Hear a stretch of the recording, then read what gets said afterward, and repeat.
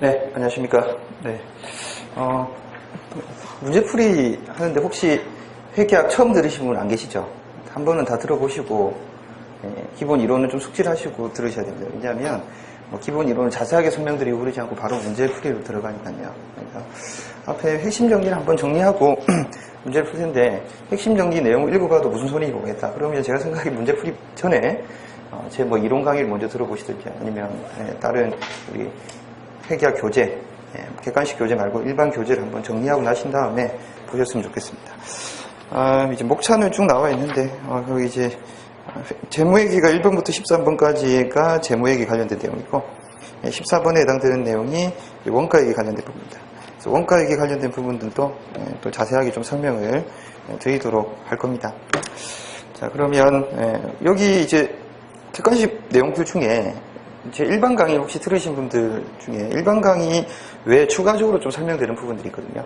그런 부분들은 좀 자세하게 설명을 좀 드릴 테니까 1페이지부터 한번 좀 보셨으면 좋겠습니다.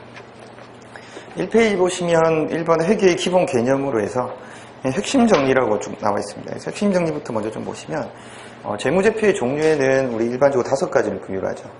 어떻게 합니까? 재무상태표, 포괄손익계산서, 자본변동표, 현금흐름표 추서, 이 5가지인데 이익여금 처분계산서는 여기 들어가지 않고 기본적인 재무제표의 5가지 종류는 반드시 암기를 하셔야 돼요. 객관식 문제에 나올 수 있는 부분들이니까 기억을 하시고, 재무상태표는 자산, 부채, 자본을 나타내는 표다.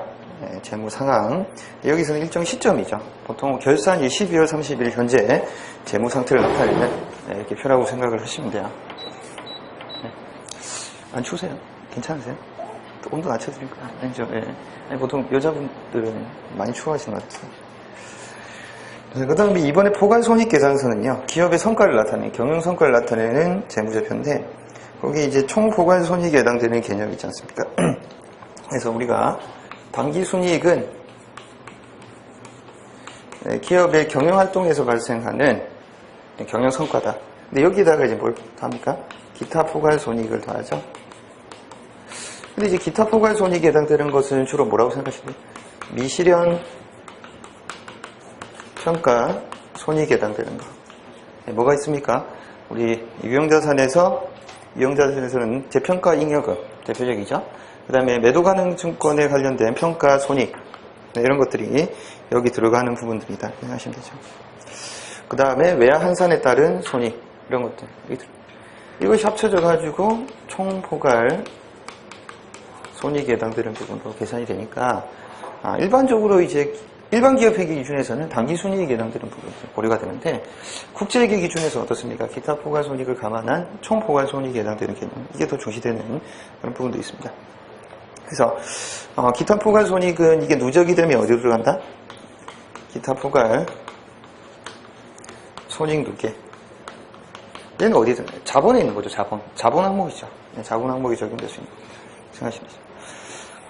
네, 그렇게 좀 보시고, 얘네 기타 포괄손익은 거기 나와 있는 것들이 거의 대부분 뭐다? 미실현 평가 손익에 대한 부분들이다.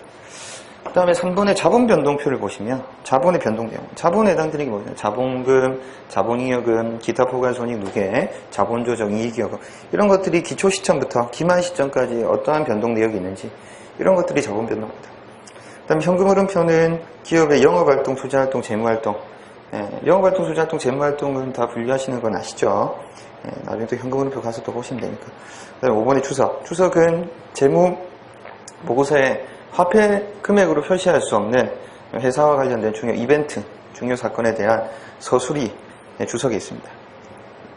그 다음에 이번에 기업회계의 공준에 해당되는 거 보시면 발생 기준과 계속 기업이 있다 이렇게 되는데, 여기서 공준이란 말은 뭡니까? 가정이라고 생각하시면 되죠. 우리가 재무회계를 하는데 가장 기본적인 가정이 발생주의 회계잖아요. 현금주의 회계가 아니라. 그럼 계속 기업의 가정은 뭡니까? 이 회사가 지금 당장 청산하지 않을 거다. 만약에 기업이 청산할 것 같으면 기업의 재무상태표 여기다가 표시해야 되는 유형자산의 금액은 뭐가 되는 게 좋겠습니까? 시가금액 이런 것도 나타내는 게 제일 좋죠. 근데 청산을 하지 않기 때문에 역사적 원가주의에 기반한 우리가 회계 처리가 이루어질 수밖에 없는 거죠.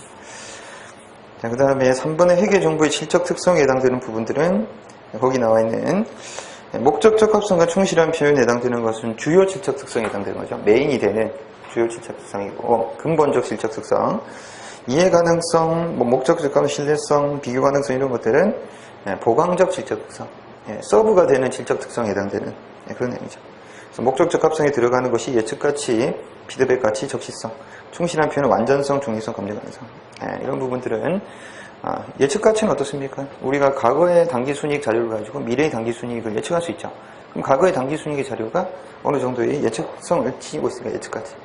피드백 가치라고 하는 것은 그 예측 가치와 실제 가치의 차이를 통해서 나중에 추후에 미래의 어떤 당기순이익을 예측할 때 변화를 주게 된다. 그런 것도 이제 피드백 가치다.